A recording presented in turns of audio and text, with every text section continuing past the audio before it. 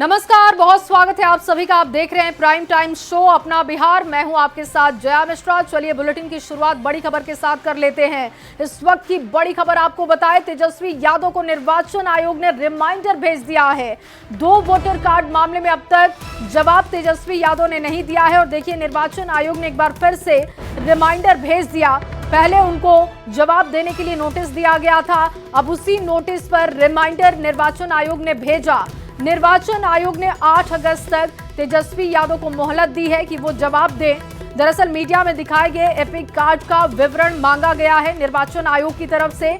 निर्वाचन आयोग विवरण मिलने के बाद जांच करेगा। 2 अगस्त को तेजस्वी ने प्रेस कॉन्फ्रेंस करते हुए गंभीर आरोप निर्वाचन आयोग पर लगाए थे कि ड्राफ्ट लिस्ट में उनका नाम नहीं है, जिसके बाद निर्वाचन आयोग की तरफ से सबूत के तौर पर उनका आईडी कार्ड रखा गया था, जो कि आप देख भी पा रहे हैं इस वक्त। लेकिन जिस एपिक नंबर का इस्तेमाल प्रेस कॉन्फ्रेंस के दौरान तेजस्वी यादव ने किया, उसी को लेकर निर्वाचन आयोग ने एक नोटिस भेजा कि आप विवरण दीजिए। लेकिन अभी तक तेजस्वी यादव ने जब जवाब नहीं दिया तो उस पर रिमाइंडर भेजा गया। यानी नोटिस का जवाब नहीं देने के बाद निर्वाचन आयोग ने एक बार फिर से तेजस्वी यादव को रिमाइंडर लेटर भेजा है और लेटर में साफ तौर से लिखा हुआ है कि हर हाल में तेजस्वी यादव 8 अगस्त तक अपने इपिक कार्ड का विवरण भेजें। यानी निर्वाचन आयोग विवरण मिलने के बाद जांच करेगा और साफ तौर से ये कहा गया है कि 2 अगस्त को तेजस्वी यादव ने जो प्रेस कॉन्फ्रेंस के दौरान आरोप लगाया था, उसके बाद निर्वाचन आयोग ने संज्ञान लिया है और अब पूरे मामले की निर्वाचन आयोग जांच करेगा। बताते चलूं कि तेजस्वी यादव के नाम पर 2 एपिक नंबर ये आरोप लगा है RAB 0456228 और RAB 291612 मौजूद है। इनमें से पहला नंबर 2020 के नामांकन पत्र और 2015 की मतदाता सूची में भी दर्ज था, जबकि दूसरा नंबर अस्तित्वहीन पाया गया है। चुनाव आयोग को दूसरे एपिक नंबर पर फिलहाल संदेह है और जिसके बाद नोटिस जारी किया गया है। हालांकि नोटिस के 4 दिन बाद भी तेजस्वी यादव ने अब तक कोई जवाब नहीं दिया है, जिसके बाद निर्वाचन आयोग ने पत्र जारी किया है और साफ तौर से कहा है कि जो प्रेस वार्ता में अहर्ता तिथि 1/7/2025 के आधार पर प्रकाशित प्रारूप निर्वाचक सूची में नाम सम्मिलित नहीं किए जाने संबंधी दिए गए वक्तव्य के संबंध में वो जवाब दें। तो अब तेजस्वी यादव क्या करते हैं ये आने वाला वक्त बताएगा, लेकिन फिलहाल आपको बता दें कि चुनाव आयोग ने तेजस्वी के दावे को खारिज कर दिया था। चुनाव आयोग ने स्पष्ट किया था कि 1 अगस्त को जारी ड्राफ्ट मतदाता सूची में तेजस्वी यादव का नाम स्पष्ट रूप से दर्ज है। आयोग ने यह भी बताया था कि साल 2015 की मतदाता सूची में तेजस्वी के पास यही एपिक संख्या मौजूद थी। तो अब देखना है कि तेजस्वी यादव क्या करते हैं, क्योंकि रिमाइंडर लेटर भेजा गया है। हालांकि 8 अगस्त तक इंतजार करना जरूरी है कि वो जवाब देते हैं या फिर खामोश रह जाते हैं। कैमरामैन मनीष जुनेजा के साथ रजनीश कुमार, न्यूज़ 18 पटना। तो देखिए तेजस्वी यादव ने बहुत ही धमक के साथ निर्वाचन आयोग पर आरोप लगाए थे, लेकिन अब जब निर्वाचन आयोग ने उन्हें नोटिस भेजा तो उस पर उन्होंने कोई जवाब नहीं दिया। 2 वोटर कार्ड मामले में तेजस्वी यादव को एक बार फिर से रिमाइंडर है। मामले में अब तक तेजस्वी यादव का जवाब नहीं आया है। हालांकि रिमाइंडर में निर्वाचन आयोग ने कहा है कि 8 अगस्त तक मीडिया में दिखाए गए एपिक का विवरण तेजस्वी यादव को देना होगा। और देखिए बिहार में SIR की ड्राफ्ट लिस्ट जारी हुए 5 दिन का समय बीत चुका है और अब तक किसी भी राजनीतिक दल की तरफ से कोई आपत्ति या शिकायत दर्ज नहीं कराई गई। जो विपक्ष SIR को लेकर इतने सवाल कर रहा था और अभी भी कर रहा है, उसने भी अभी तक एक भी शिकायत नहीं दी। अब सवाल है कि जब गड़बड़ी की आशंका है तो आखिर शिकायत क्यों नहीं कराई जा रही, और जब कोई शिकायत नहीं तो फिर आरोप कैसा। आपको ये खास रिपोर्ट दिखाते हैं। ये पोस्ट निर्वाचन आयोग का है। SIR की ड्राफ्ट लिस्ट जारी करने के बाद निर्वाचन आयोग डेली बुलेटिन जारी कर रहा है ताकि दावे और आपत्ति की प्रक्रिया भी पारदर्शी बनाई जा सके। इस लिस्ट में गौर करने वाली बात यह है कि लिस्ट जारी होने के 5 दिन बाद भी आयोग की कार्यशैली पर सवाल उठाने वाले विपक्ष ने एक भी आपत्ति या दावा दर्ज नहीं कराया। एक भी नहीं। न ही सत्ता पक्ष की किसी पार्टी ने आयोग के पास कोई अर्जी भेजी है। इसी की तरफ से जारी SIR बुलेटिन में साफ जानकारी दी गई है कि राजनीतिक दलों की तरफ से दर्ज आपत्ति दावा 0 है। मतदाताओं की तरफ से दर्ज आपत्ति दावा 3659 है, जबकि 18 साल की उम्र पार करने वाले नए मतदाताओं की आपत्ति या दावा 19,186 है। इसके साथ ही आयोग ने सभी दलों के बीएलए की संख्या भी साझा की है। इस आंकड़े का हवाला देकर बीजेपी विपक्ष पर हमलावर है, खासकर तेजस्वी यादव पर जालसाजी का आरोप लगा रही है। पर जो लोग अपने आप को वोटों का रक्षक बता रहे थे, उन लोगों ने अभी तक एक भी आपत्ति दर्ज नहीं की। हाँ, तेजस्वी यादव ने मतदाता पहचान पत्र में जालसाजी जरूर की है। आरजेडी ने कहा कि उसे तो आपत्ति थी, वो उसने सर्वोच्च न्यायालय में दर्ज करा दी। तो इंडिया गठबंधन राष्ट्रीय जनता दल तो माननीय सर्वोच्च न्यायालय में आपत्ति दर्ज करा चुकी है और केवल आपत्ति ही आपत्ति है, रोज सवाल खड़े किए जा रहे हैं। वहीं कांग्रेस ने एक बार फिर निर्वाचन आयोग पर बीजेपी आयोग होने का आरोप लगा दिया। जिस तरह से चुनाव आयोग एक तरफा बात कर रहा है, साफ जाहिर है कि चुनाव आयोग मोदी आयोग की तरह काम कर रहा है। उधर जेडीयू ने इस पूरे मामले पर एक नई पहल करने की तैयारी की है। पार्टी के बीएलए अब वैसे योग्य मतदाताओं की मदद करेंगे जिनका नाम एसआईआर लिस्ट से छूट गया है।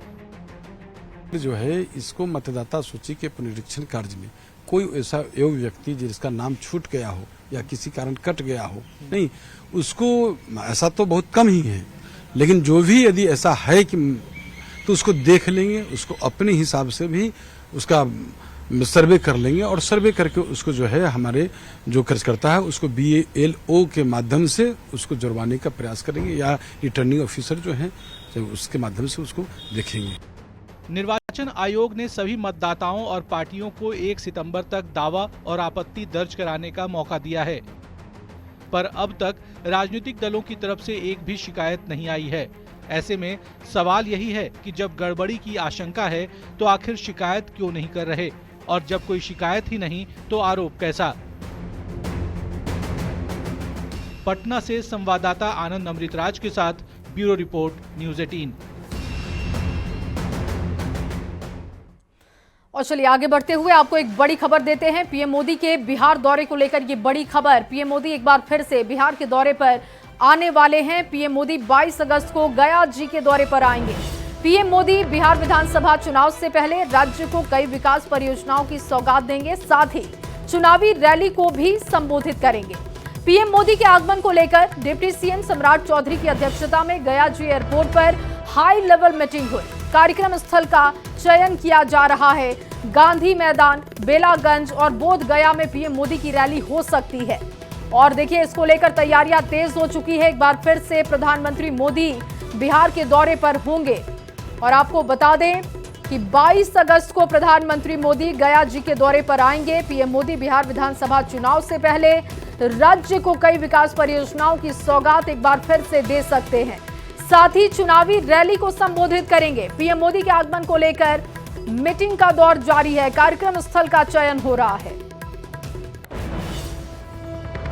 देश के यशस्वी प्रधानमंत्री आदरणीय नरेंद्र मोदी जी 22 तारीख को गया जिला में उनका कार्यक्रम होगा और 22 तारीख को बिहार को बड़ी सौगात के तौर पर देने का काम करेंगे। इसलिए हम लोग निरीक्षण कर रहे हैं, उनके जो स्थल होंगे उनके पूरे चीज़ों को देख रहे हैं। और प्रधानमंत्री जी जब भी बिहार आए तब तक बड़ी राशि बिहार को देने का काम किया। और जैसा आप जानते हैं इस जिले में तो उनका विशेष तौर पर लगाव है, चाहे वो बोध गया का कॉरिडोर हो, गौतम बुद्ध से जुड़े हुए हो, या विष्णुपद मंदिर कॉरिडोर हो। इंडस्ट्रियल कॉरिडोर लगभग 1675 एकड़ में हमारे बन रहे हैं, उसका पूरा ड्राफ्ट हमारा तैयार हो गया, वो टेंडर की प्रक्रिया में है। तो ये सारे चीज़ों की शुरुआत, शिलान्यास, उद्घाटन आदरणीय प्रधानमंत्री जी करेंगे। आदरणीय मुख्यमंत्री नीतीश कुमार जी उस कार्यक्रम में रहेंगे और पूरी तरह बिहार को लगातार सहयोग देने के लिए गया की जनता से भी आग्रह करेंगे, धन्यवाद देकर उनकी बातों को सुने। जो आने वाले समय में यानी कि 22 अगस्त को देश के लोकप्रिय माननीय प्रधानमंत्री जी नरेंद्र भाई मोदी जी का जो गया आगमन होने जा रहा है, जाकर के इस गया जी की धरती पर कहाँ किया जाए, इस संदर्भ में कई ऑप्शन वहां पर आए जा करते हैं। और बिहार की सियासत से जुड़ी एक और बड़ी खबर आपको देते हैं। बिहार के बाहुबली नेता और मोकामा से पूर्व विधायक अनंत सिंह जेल से बाहर आ चुके हैं। जेल से बाहर आते ही उन्होंने विधानसभा का चुनाव लड़ने का ऐलान कर दिया। अनंत सिंह ने कहा कि वो सीएम नीतीश कुमार की पार्टी से चुनाव लड़ेंगे। साथ ही उन्होंने कहा कि नीतीश कुमार अभी 25 साल और बिहार का नेतृत्व करेंगे। मंगलवार को पूर्व विधायक अनंत सिंह को कोर्ट से जमानत मिली थी। अनंत सिंह को पंच महिला फायरिंग केस में जमानत मिली है। सोनू मोनू फायरिंग केस में सोनू की मां ने पंच महिला थाने में अनंत सिंह के खिलाफ एफआईआर दर्ज करवाई थी और इसी मामले में अनंत सिंह जेल में थे। पटना हाईकोर्ट से जमानत मिलने के बाद अनंत सिंह जेल से बाहर आ चुके हैं और बाहर आते ही उन्होंने जेडीयू से चुनाव लड़ने का ऐलान किया। आप बाहर आके अच्छा लग रहा है? क्या आपको मन था कि न्याय मिल जाए तो भीतर में रहे? पूछना की है क्या लग रहा है? चुनाव है, कैसे देखना है? चुनाव है तो चुनाव लड़ेंगे। हाँ, किसी पार्टी से तय किया है सर? हाँ, नीतीश जी के पार्टी से। नीतीश जी काम किए हैं, पूरा 20 साल हो गया उनका। हाँ, अभी 25 साल आओ। नीतीश जी रहेंगे। हाँ, देशी आरोप है कि मैं नकल करते हैं, जो हम कहते हैं वही वो सब हमें नहीं तो अंदर फंदर में रहे, अंदर फंदर में रहा। हमारे साथ मौजूद है, जेल से बाहर निकल गया है। जी बाहर बाहर है कोर्ट से। बाहर से ये गम भाई तर बतेबो अभी तोरे आर के ज्यादा बतेबो, बाहर में हो ज्यादा बताओ। विरोधी काल दिन की बाहर न्याय में अब विरोधी के करके मुंह रोक ले। जरा 5 को वोट जमानत जब्त हो तो बेदा में वो परेशान है, तो कोई दवाई तो विरोधी कहर कहल जाए तो इलेक्शन खत्म हो जाए, कुछ सपोर्टर हो जाए। पक्ष विपक्ष सब दिन रहा है, सब दिन रहेगा। समर्थक आपसे मिलने के लिए सुबह से बैठे हुए थे? हाँ, तो मिलेंगे, मिल तो आइए गए। चुनाव लड़वाऊंगा, फिर से चुनाव लड़िएगा? मुकामा चुनाव लड़ेंगे, मुकामा से चुनाव लड़ेंगे। अब पंजाब से लड़ेंगे। मतलब की बात करेंगे। समर्थक सब जुटल है पूरा चुनाव तैयारी। हाँ, तैयारी जुटल है तो कोई दिक्कत नहीं है। भाई जनता मालिक भगवान है, वो चुनाव को मालिक है, जनता कोई मालिक नहीं है। 25 साल चुनाव में क्या। और अब बात कुख्यात रोशन शर्मा के एनकाउंटर की होगी। पटना पुलिस ने फुलवारी शरीफ थाना क्षेत्र में कुख्यात अपराधी रोशन शर्मा का एनकाउंटर किया। एनकाउंटर के दौरान पुलिस ने उसे दाएं पैर में गोली मारी, जिसके बाद उसे घायल अवस्था में पीएमसीएच में भर्ती करवाया गया।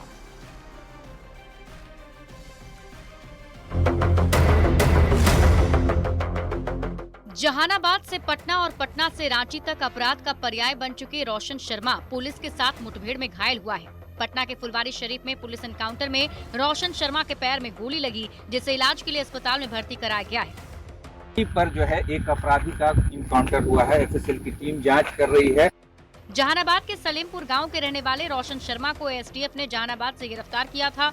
उसकी निशानदेही पर कई जगह छापेमारी की गई और भारी मात्रा में हथियार बरामद किए गए, लेकिन फुलवारी शरीफ कुरकुरी गांव के पास रोशन शर्मा पुलिस जवान का हथियार छीनकर भागने की कोशिश कर रहा था, जिसे जवाबी कार्रवाई में गोली लगी। भागने क्रम में इनको रोकने का प्रयास किया गया तो ये माने नहीं। इसमें पुलिस को रोकने के लिए फायरिंग करनी पड़ी। जो रोशन शर्मा की गिनती कुख्यात अपराधियों में होती रही है। इसके आतंक का अंदाजा इसी बात से लगा सकते हैं कि सिर्फ पटना में उसके खिलाफ हत्या, रंगदारी और डकैती के 6 मामले दर्ज हैं। रोशन शर्मा का एनकाउंटर बताने के लिए काफी है कि बिहार में अपराधियों के लिए कोई जगह नहीं और हाफ एनकाउंटर चालू है। न्यूज़ 18 के लिए दानापुर से अमरजीत सिन्हा और जहानाबाद से राजीव रंजन विमल के साथ ब्यूरो रिपोर्ट। और वहीं गोपालगंज में एक बार फिर से अपराधियों ने पुलिस प्रशासन को चुनौती दी है। बाइक सवार 7 अपराधियों ने ज्वेलरी शॉप से 10 लाख से अधिक की ज्वेलरी लूट ली, जिसे लेकर कारोबारियों में आक्रोश है। व्यापारियों ने पुलिस प्रशासन पर अपराधियों के संरक्षण का आरोप भी लगाया है। ये रिपोर्ट आपको दिखाते हैं। ज्वेलरी शॉप से दिन दहाड़े लूट, 10 लाख से अधिक की ज्वेलरी की लूट। अपराधियों ने की 20 राउंड फायरिंग।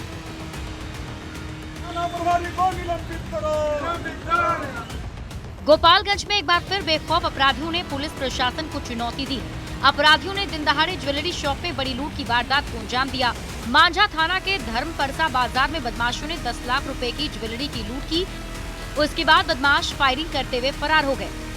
लूट और फायरिंग की वारदात सीसीटीवी कैमरे में कैद हो गई। 3 बाइक पर सवार करीब 7 हथियारबंद अपराधी एक आभूषण दुकान में घुसे और हथियार की नोक पर 10 लाख से ज्यादा की ज्वेलरी की लूट को अंजाम दिया है। उसके बाद अपराधी दहशत फैलाने को लेकर फायरिंग करते हुए फरार हो गए। लूटकांड का सीसीटीवी फुटेज भी सामने आया, जिसमें अपराधियों की हरकतें कैद हो गई हैं।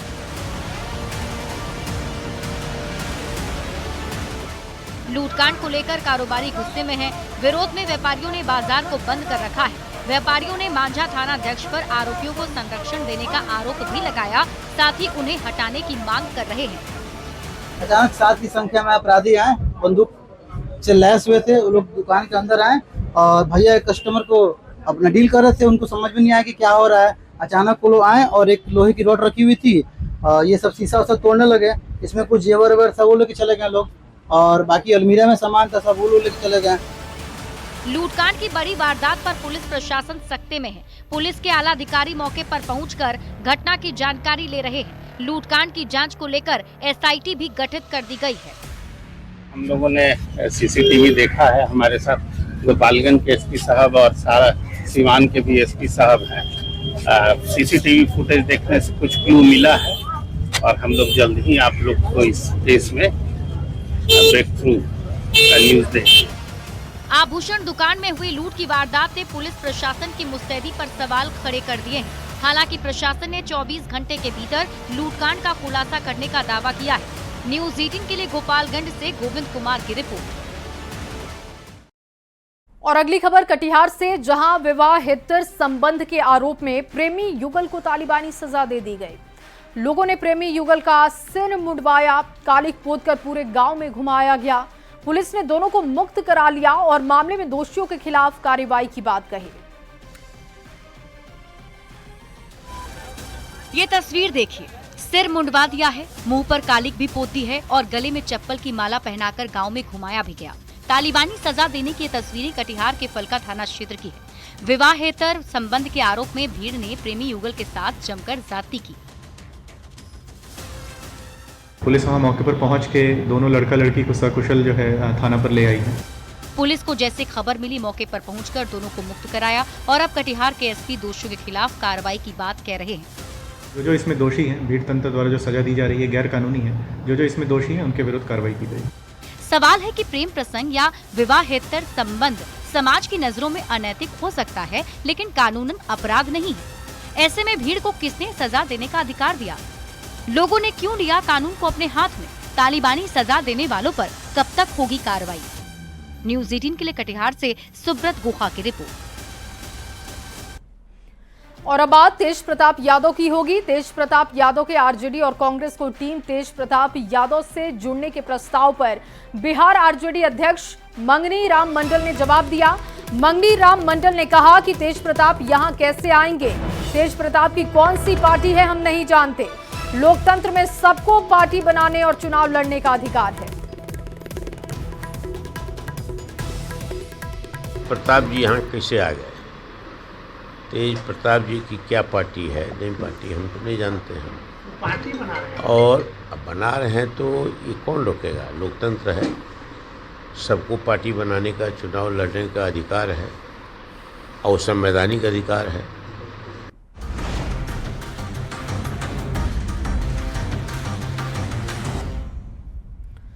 और अब बात पानी की मनमानी की होगी। बारिश की वजह से बिहार में एक बार फिर से बाढ़ की स्थिति बन रही है।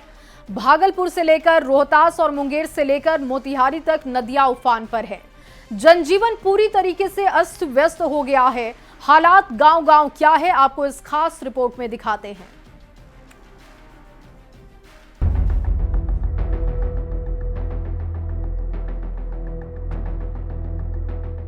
लगातार हो रही बारिश से एक बार फिर बिहार में बाढ़ जैसे हालात हैं।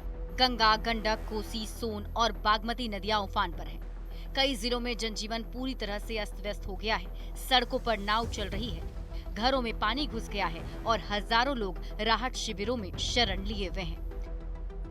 भागलपुर में गंगा के बढ़ते जलस्तर के कारण कई इलाके बाढ़ की चपेट में हैं। पानी ने सिर्फ लोगों की परेशानी ही नहीं बढ़ाई है, बल्कि सब्जी के उत्पादन पर भी इसका असर पड़ा है। लोगों का स्थिति है कि मरण है, जो तो लागत लगा है वो भी ऊपर में हो रहा है। सतत सारा चीज खत्म हो गया एकदम। भाव के पानी के भाव में दे रहे हैं। लगातार बारिश के बाद जमुई में क्यूल नदी का जलस्तर बढ़ने के कारण कई जगह पर कटाव की समस्या आ गई है। गरसंडा घाट के पश्चिमी छोर पर तेजी से कटाव हो रहा है। नदी किनारे वाले खेत कटाव के पानी में समा गए। कटाव के कारण यहाँ पेड़ पौधों को भी नुकसान पहुँचा है। नेपाल में लगातार हो रही बारिश से मोतिहारी में भी बाढ़ का खतरा शुरू हो गया है। बढ़ते जलस्तर के कारण सिकरहना नदी में बाढ़ का पानी बढ़ने लगा है, जिससे सिकरहना नदी के तटवर्ती क्षेत्र में रहने वाले लोगों की परेशानियां बढ़ने लगी हैं। अभी पूरा पानी नहीं है ना जी, अभी धीरे धीरे पानी का अभी बारिश हुआ है, थोड़ा हल्का ही बारिश है जी, और बारिश होने की संभावना है। पहले की अपेक्षा से जो है अभी जो है सिकरहना में पानी मतलब किस तरह देखा जा रहा है? अभी पहले की अपेक्षा भी ठीक है, मतलब पानी बढ़ा है। पानी कुछ बढ़ा है। पटना में गंगा का जलस्तर उफान में है और गंगा के जलस्तर में लगातार तेजी से बढ़ोतरी भी दिखाई दे रही है। सबलपुर दियारा क्षेत्र में भी पानी में काफी बढ़ोतरी हुई है। स्थानीय लोगों का कहना है कि यहाँ गंडक का पानी 2 दिन पहले सबलपुर के चारों पंचायत में फैल गया था। इससे ज्यादा तबाही माल मवेशियों का है। बहुत दिक्कत हो रही है। यहाँ बिजली की समस्या बहुत ज्यादा है। यहाँ पे खाना पीना कुछ का कोई नहीं है। यहाँ पे पूरा घर रोड सब डूब गया है। यहाँ पे पूरा रोड बाधित है, लेकिन नाव का भी कोई व्यवस्था नहीं है सरकार की तरफ से। और नाव हम लोग मांग करते हैं सरकार से कि नाव यहाँ पे प्रदान करे, कि हम लोग नाव से अपना सोनपुर जाएं, सोनपुर से साग सब्जी लेके आए तो घर में अपना खाना बन सके। रोहतास की डेहरी में सोन नदी के जलस्तर में वृद्धि देखने को मिल रही है। पानी का लेवल खतरों के निशान को छू गया है। ऐसे में सोन नदी के किनारे बसे गांव को अलर्ट किया गया। स्थानीय लोगों का कहना है कि तटवर्ती इलाकों पर विशेष निगरानी रखने की जरूरत है। बहरहाल बिहार हर साल बाढ़ जैसे हालातों से जूझता है, लेकिन स्थायी समाधान की दिशा में अब भी ठोस प्रयास की कमी दिखाई देती है। सवाल यही, क्या ये त्रासदी हर साल की नियति बन चुकी है या अब भी समय है कुछ बदलने का? Bureau report, news 18। और चलिए अब आपको बांका से बड़ी खबर देते हैं। बड़ी बांध की पुलिया ध्वस्त होने की जानकारी है। क्षतिग्रस्त होने के बाद भी मरम्मत नहीं। और अमरपुर के भलुआर गांव की ये घटना है। लोगों का आना जाना प्रभावित हो गया है। जल्द पुलिया को दुरुस्त करने की मांग की गई है। कहा जा रहा है कि पुलिया के क्षतिग्रस्त होने के बाद भी मरम्मत का काम नहीं हो रहा है। कई बार गुहार लगाई गई है, लेकिन अभी तक समस्या पर कोई ध्यान नहीं दिया गया, समाधान नहीं निकला है, जिसकी वजह से लोगों की आवाजाही में दिक्कत हो रही है। तस्वीरें आपके सामने हैं। जल्द पुलिया को दुरुस्त करने की मांग है। परेशानी हुआ कि रोड नहीं है और जाने में दिक्कत होता है।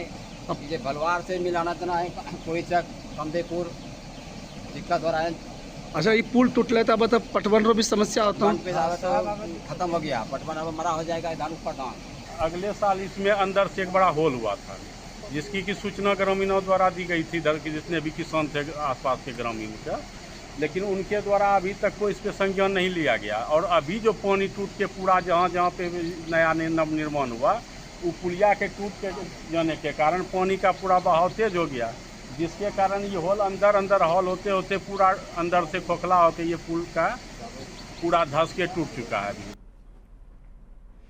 और वहीं बेतिया के योगा पट्टी में गंडक नदी का कटाव तेज हो रहा है। गंडक नदी का जलस्तर लगातार उतार चढ़ाव जिसमें देखा जा रहा है। रौद्र रूप भी दिखाई दे रहा है नदी का। सिसवा मंगलपुर गांव में नदी अब सिर्फ 20 मीटर की दूरी पर है। गांव के लोग डरे हुए हैं, सहमे हुए हैं। स्थानीय लोगों ने प्रशासन से मदद की गुहार लगाई। दिक्कत ये बात, 2 महीना पहले जो बांध वाला पढ़ाई बोरा सब कट के नदी में गिर गए। इस समय कटाव बहुत ज़्यादा हो रहा है।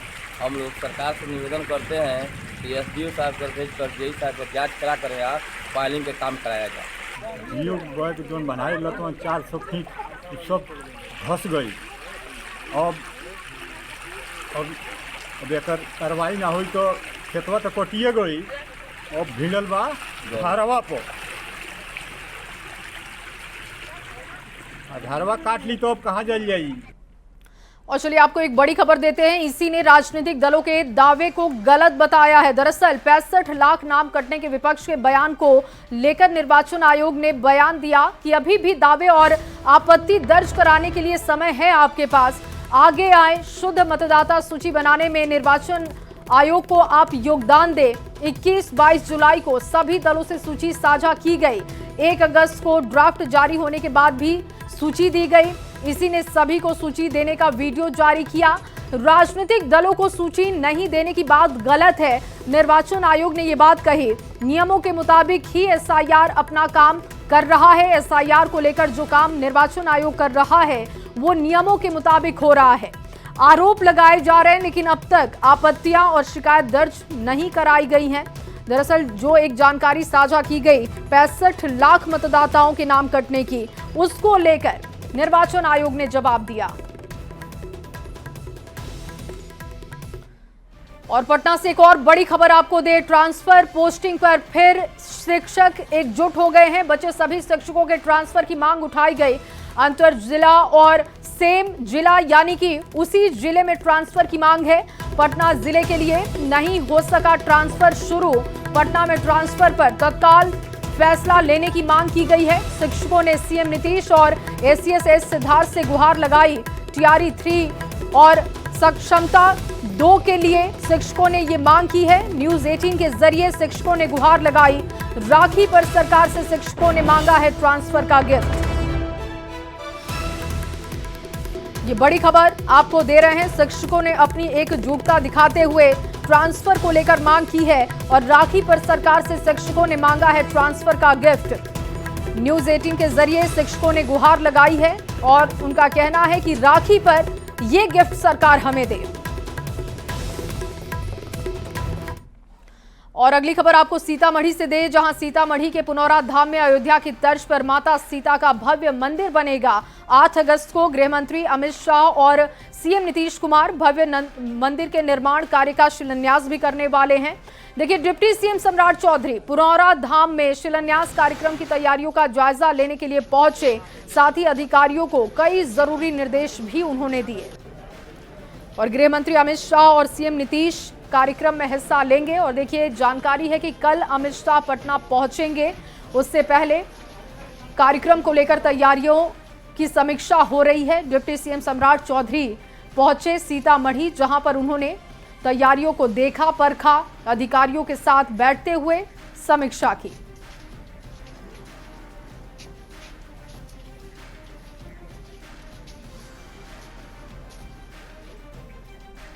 और चलिए इसी खबर के साथ अपना बिहार में बस इतना ही। आगे आपको जोहार झारखंड दिखाएंगी मेरी सहयोगी शिप्रा झा। शुक्रिया जया। आइए बुलेटिन के